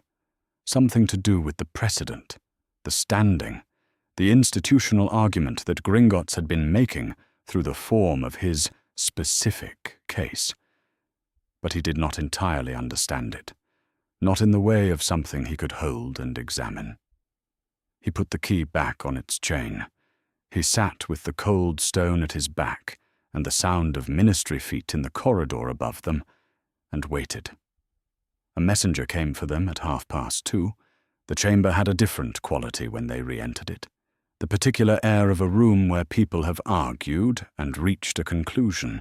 Amelia Bones was already in the presiding chair. She waited until Harry and Griphook were seated, and the chamber had settled. "The Wizengamot has reached its findings," she said. "The court scribe will note the following for the record." She looked at the first page of the document before her. Charge 1. Placement without Wizengamot oversight. Sustained by majority. An independent placement hearing was required and was not held. Harry had not expected anything to happen when a charge was sustained, and nothing did. No sound, no shift in the 50 robes. Only the scribe's pen. Charge 2. Conflict of interest. The defendant held the position of chief warlock while personally executing the placement without recusal. Sustained by majority. The defendant should have recused himself from any matter touching Harry Potter's welfare while holding that position. His failure to do so constitutes a structural conflict this body cannot ratify. At the defendant's position, Dumbledore was still. Charge 3. Denial of knowledge of and access to the Potter estate for 9 years. Sustained by majority. 9 years without communication, access, or legal representation regarding Vault 687 constitutes an indefensible failure of any reasonable standard of guardianship. 3 sustained. Harry watched Amelia turn to the next page. Charge 4. Living conditions constituting neglect. Dismissed by narrow majority. The blood ward protection established by Lily Potter's sacrifice constituted a genuine magical imperative requiring placement in this specific household. The Wizengamot finds that the conditions, while inadequate, resulted primarily from the Dursley household's choices rather than the defendant's orders, and that the defendant's intent was protective, not harmful. Harry looked at the table. He had known this one was the weakest. He had known it from the start. The Wizengamot will now deliver its remedies. This was the part Griphook had said mattered most in the meeting 2 days ago, when he had walked Harry through what would happen after each possible combination of verdicts. Harry made himself listen. He made, first, effective immediately, Harry James Potter was recognized as a formal ward of the Wizengamot, not of any individual, until he reached the age of majority. Any decision materially affecting his welfare, education, or living arrangements required Wizengamot oversight. Second, Harry James Potter was granted immediate full access to Vault 687 at Gringotts and to all assets of the Potter estate. Gringotts was directed to provide a complete accounting. Third, Harry James Potter was to be provided, without further delay, complete knowledge of his identity, his parents, his history, and his status in the wizarding world, in a setting determined by the Wizengamot's oversight body. Fourth, Albus Dumbledore was formally censured and prohibited from making any further unilateral decisions regarding Harry Potter's welfare, living arrangements, or future education, including decisions about Hogwarts, without formal Wizengamot consultation. Harry heard the word Hogwarts and placed it in a category with the word prophecy, things that were going to mean something once he had more of the surrounding information. Fifth, Amelia said, and something in her voice changed slightly. Not in register, but in weight, the way a statement sounds when the speaker has decided it is important. The Wizengamot orders a formal review of the circumstances of the imprisonment of Sirius Black in November 1981. Specifically the question of whether any judicial proceeding was held prior to his committal to Azkaban, and whether the applicable legal standards for committal without trial were met. This review is ordered and will be conducted under the oversight of this body. The review does not form part of today's verdict, and its outcome is not determined here. The chamber was different after the fifth remedy. Not louder, quieter if anything, but with a different quality of quiet. Several of the plum-coloured robes shifted in the tiered seats. Harry did not look at Barty Crouch's section of the chamber, but he was aware of it the way you are aware of a heat source when you choose not to look directly at it. Amelia closed the document. "Does the defendant wish to address the chamber?" Dumbledore said, "Yes." He did not move toward the witness position. He spoke from the defendant's position, standing with his hands at his sides. Not clasped now, just at his sides, which was somehow different from how he had stood throughout the rest of the hearing.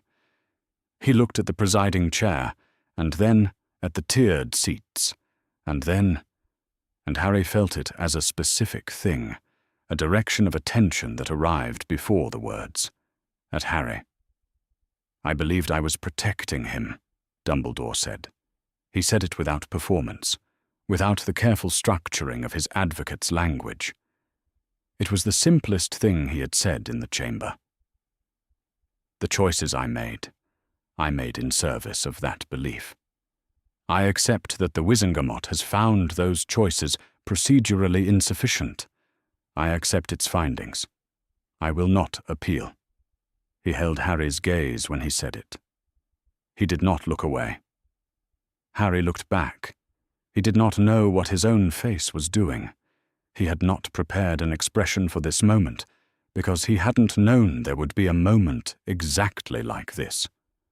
Not a verdict, not a number on a charge sheet, but a man looking at him from across a stone room and saying, in the plainest available terms, "I thought I was doing the right thing."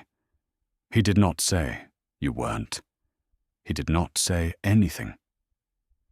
The court scribe finished writing. Amelia called the session closed. Around Harry, the chamber began the slow movement of people being released from formal stillness back into themselves. He sat in the noise of it and held the vault key in his palm and tried to identify what he was feeling. Not triumph. He had known he wouldn't feel triumph, had understood that even before today. What he felt was closer to the exhaustion that arrives at the end of something you were right about all along, the particular tiredness of having been right about something you had wished, in some small interior space you hadn't examined very often, that you were wrong about. He stood.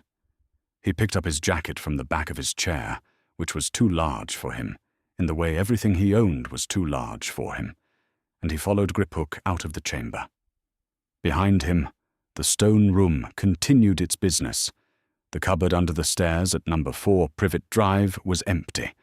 Harry had moved out of it some weeks before the hearing, moved properly, not just promoted to the second bedroom, while the cupboard retained its character as the space that had been his. He had taken the thin mattress and the coat pile shelf and the folded glasses and the habit of cataloguing the ceiling in the dark, and he had moved them into Dudley's old junk room, and the cupboard had become what it was, a place to keep coats and the vacuum cleaner. He had opened the door one morning, shortly after, and stood in the doorway looking at it, and it had been entirely unremarkable, and he had closed the door and gone to make breakfast. He still made breakfast. The Dursleys still ate it. He still did the garden and washed the dishes. These things had not changed, because a Wizengamot ruling had been delivered in a stone chamber underground. What had changed was harder to name. Vernon's jaw was set more tightly at dinner. Petunia cleared plates with a focus that was slightly too deliberate. Dudley had said something on the first evening home that had ended mid-sentence when he caught an expression on Harry's face and decided to leave it alone.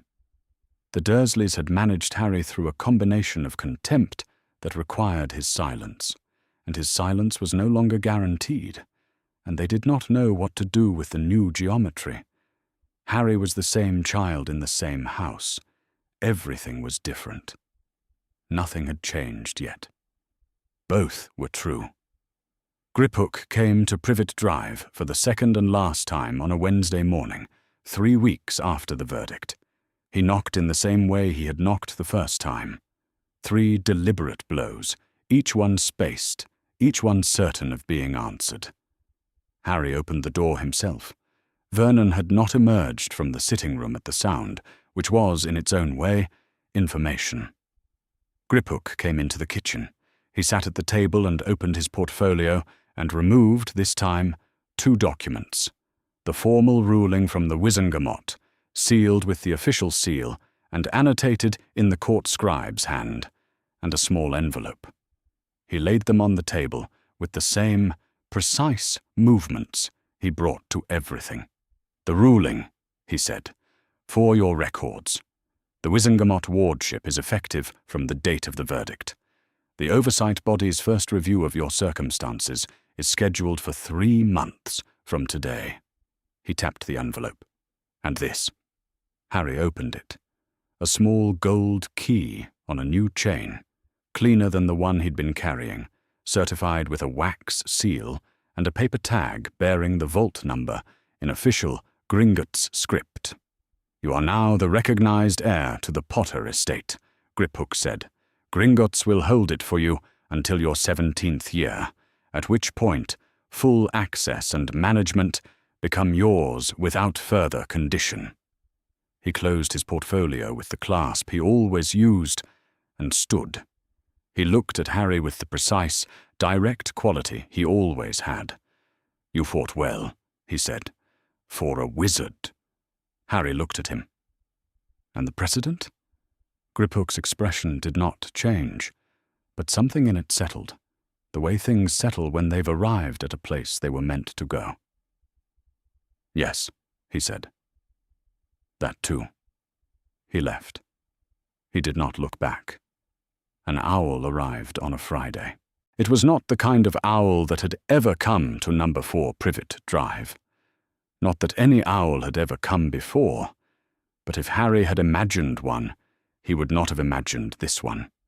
Composed and unhurried, sitting on the windowsill of his bedroom with a letter in its talons and the air of something that had delivered messages to more important places than this, and had no opinion on the matter either way. He took the letter. It was addressed, in precise handwriting, to Harry James Potter. Not the boy. Not the child at No. 4. His name, all of it, in full, with the same formality given to anyone. He sat on the edge of the bed to read it. It was short. It said that the writer was glad he was well. It said that she should have done more sooner, and was sorry she had not. And it said, at the end, simply, "Hogwarts School of Witchcraft and Wizardry will look forward to welcoming you next September." It was signed, Minerva McGonagall, Deputy Headmistress. Harry read it twice. He looked at his name on the envelope again, Harry James Potter, and held it in the particular way of someone receiving a thing they have wanted without having had the specific words for what they were waiting for. He put it in the drawer of the desk in the corner of the room, under the layer of Dudley's old sticker books, where he kept things that were his. In the headmaster's office at Hogwarts, the summer was still and the grounds were empty, and the castle had the quality it always had between terms, which was the quality of something holding its breath. Dumbledore sat at his desk with the lamp low, and Fawkes quiet on his perch, and the day's work finished. Or finished enough. He opened the middle drawer. The envelope was there where he had left it, sealed, addressed in his own handwriting. He picked it up and read the address he had written. "To Harry Potter, when he is ready." He held it for a moment. He thought about what was in it, which he knew precisely, and thought about whether the moment had arrived. He put it back in the drawer. He closed the drawer. He sat for a while longer in the familiar dark of the office and looked at the instruments on their shelves, the particular collection of a life spent accumulating knowledge and using it, and thought about the word ready, and when it arrived, and how you knew. He did not know yet. The letter would wait. In the dungeon laboratory at Hogwarts, Snape had heard the verdict through the same channel he heard most things. Quietly and specifically, the details arriving before any official notification. He had received it, catalogued it, and returned to his work. Now, in the late evening with the laboratory to himself, he thought about it the way he thought about most things that required more than a single pass, at a slight remove, examining the edges rather than the center. The boy was 10 years old. He had walked into a ministry proceeding with a goblin advocate and forced the Wizengamot to sustain 3 of 4 charges against the chief warlock of that body. He had done this by stating facts. He had done it by paying attention when no one told him there was anything worth attending to. Snape stood at his bench and considered the feeling that accompanied this thought, turning it over to examine what it was. Not pride. He had no standing for pride in this. The boy's actions had nothing to do with him. But something adjacent to pride, something that had the shape of recognition, the particular acknowledgement you extend to a quality you see in another person and understand, because you share enough of its architecture to identify it when you see it somewhere else. He turned back to his work. He did not examine the feeling further. Harry was sitting on the front step of number 4 Privet Drive when the evening settled into the particular warmth that late summer produced in Privet Drive, the smell of cut grass and someone's dinner from a few houses down, and the sound of the street going quiet as it did each night by 9. He was not doing anything. He was just sitting, which was something he didn't do very often in this house, because sitting still in visible locations had historically attracted the wrong kind of attention. Tonight he did it anyway. The vault key was on its chain around his neck, inside his shirt. He reached in and held it in his closed fist, the metal warm from his skin, which was how he usually held it now. He was 10 years old. He did not have a wand. He could not do magic on purpose, not in any way he could point to and call deliberate. He did not have a friend. Not one. Not anyone on this street who knew his name and used it and meant something real by it. He had not yet seen the school where he was apparently going to go next year, but he knew his name. All of it. Harry James Potter. He knew his parents had been James and Lily Potter, that they had died on the 31st of October, 1981, at Godric's Hollow, at the age of 21, and that they had left him everything they had, and that it was sitting in a vault beneath the city of London, waiting for him. He knew that 50 men and women in plum-coloured robes had sat in a stone chamber and heard the facts of his life stated plainly, and they knew what the facts were, and they had written it down. He sat on the step in the warm evening and held the key in his fist and watched the street, which was quiet and ordinary, and exactly what it had always been. He was still the same child who had slept in the cupboard. He was also the person who had done something about it. Both of those were true, and he was getting used to the fact that things could be both.